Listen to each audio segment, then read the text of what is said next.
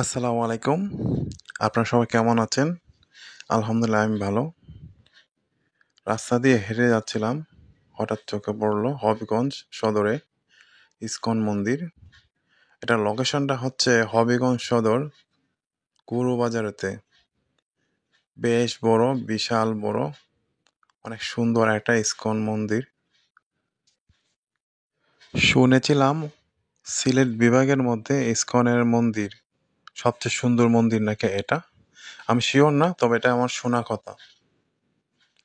আমি আজকে পুরো মন্দিরটা আপনাদের ঘুরিয়ে দেখাবো, সব কিছুই দেখাবো।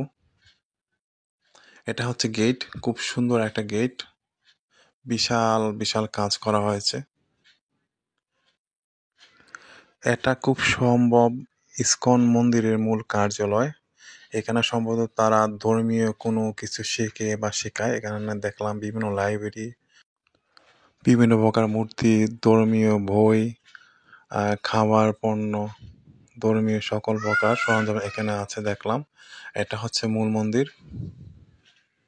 আবারও গেট। এই যে এখানে বুক স্টল, যেটা মার্কেট, মন্দিরের মার্কেট। এখানে সম্ভবত তাদের মূল কার্যালয়। এটা সম্ভবত মন্দিরের কার্যালয়, এখান থেকে মন্দির পরিচালিত হয় এমন কিছু হবে। আমি ভিতরে যাইনি, বাহির থেকেই এগুলো ভিডিও করলাম। এগুলো জাস্ট আনুমানিক বললাম আর কি। এখানে ধর্মীয় সব জিনিসপত্র পাওয়া যায়। এখানে বিভিন্ন প্রকার মূর্তি, দেবদেবী অনেক কিছু পাওয়া যায়। এটা কি একটা মন্দির আমি জানি না, দেখতে বেশ সুন্দর। এখান দিয়ে দেখলাম অনেকে হাঁটাহাঁটি করে। আসলে কোনো নিয়তে হয়তো করে, আমি জানি না। তারপর ভিডিও স্বার্থে, আপনাদের দেখার স্বার্থে আমি এটা এখানে তুলে ধরলাম। এটাও বেশ সুন্দর।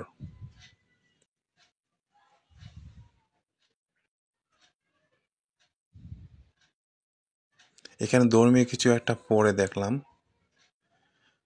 আপনাদের দেখার সুবিধার্থে একটু জুম করে দেখাচ্ছি, কি সেটা আপনারা বুঝে নিন।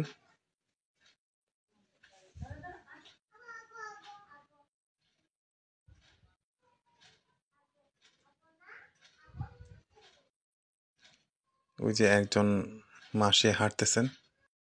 আপনাদের মন্দিরের বাকি অংশটুকু ঘুরিয়ে দেখাচ্ছি। এটা হচ্ছে মন্দিরের একটা অংশ। এখানে প্রার্থনা করা হয়। কিসে প্রার্থনা করা হয় আমি জানি না, তবে এই জায়গাটার কাজগুলো খুব সুন্দর, দেখতে বেশ সুন্দর।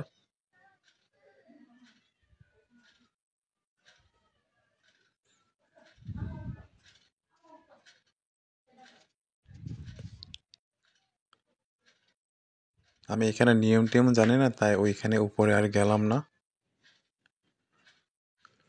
মন্দিরের বাকি অংশটুকু আপনাদের ঘুরিয়ে দেখাবো। এটা হচ্ছে ভিতরের দিক। দিকে এখানে কি আছে, এটা সম্ভবত আবাসিক হোটেলের মতো।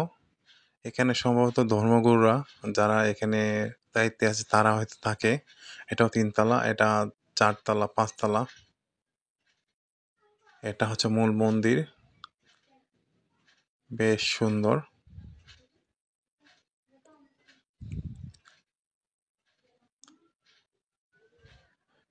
এইখানে ভিতরে সম্ভবত খাওয়া দাওয়ার কোনো ব্যবস্থা করা হয়, কোনো অনুষ্ঠান করা হয়।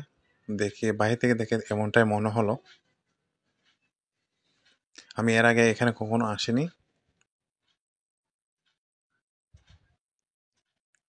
এখানে সম্ভবত রান্না করা হয়। এখানে যারা থাকে তাদের জন্য রান্না করা হয়, রান্নাঘর, ভোগ মন্দির।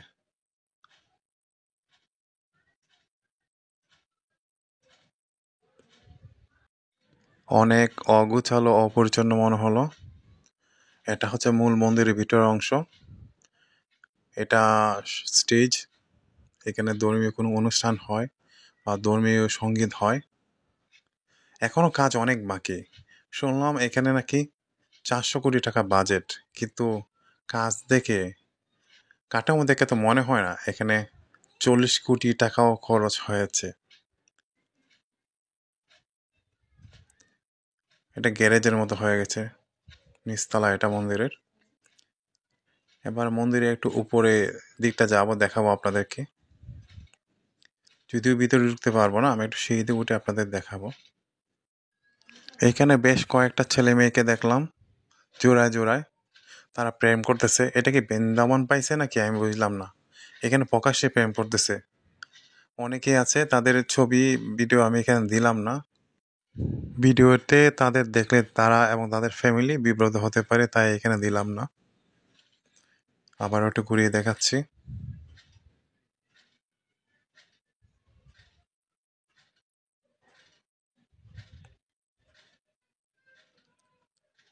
একটু উঠে দেখাচ্ছি আপনাদেরকে।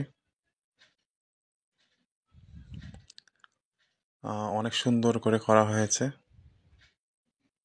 আরো সুন্দর করা যেতে পারতো, যদি 400 কোটি টাকায় যদি বাজেট হয়ে থাকে, এখানে আরো সুন্দর করে আরো টেলে সাজানো যেত। বিভিন্ন ফ্যামিলি আসছে এখানে প্রার্থনা করার জন্য।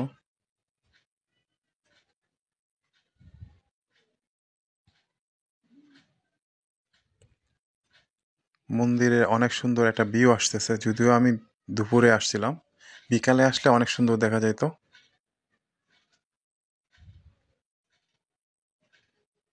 আমি যথেষ্ট সময় নিয়ে ঘুরে দেখলাম, পুরো এরিয়াটা দেখানোর চেষ্টা করলাম।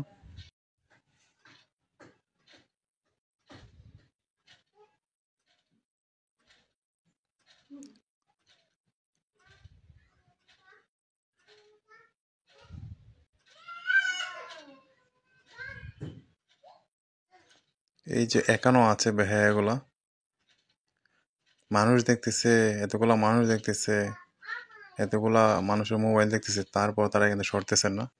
আমি চাইলে তাদের ছবি ভিডিও দিতে পারতাম, দিলাম না। যাই হোক, সবাই ভালো থাকবেন, সুস্থ থাকবেন। আমার ভিডিওটা এইখানে শেষ করতেছি। সবাই আমার চ্যানেলটি সাবস্ক্রাইব, লাইক, কমেন্ট এবং শেয়ার দিয়ে পাশে থাকবেন। আবারও দেখা হবে নতুন কোনো ভিডিওতে। সেই পর্যন্ত সবাই ভালো থাকবেন। আল্লাহ হাফেজ।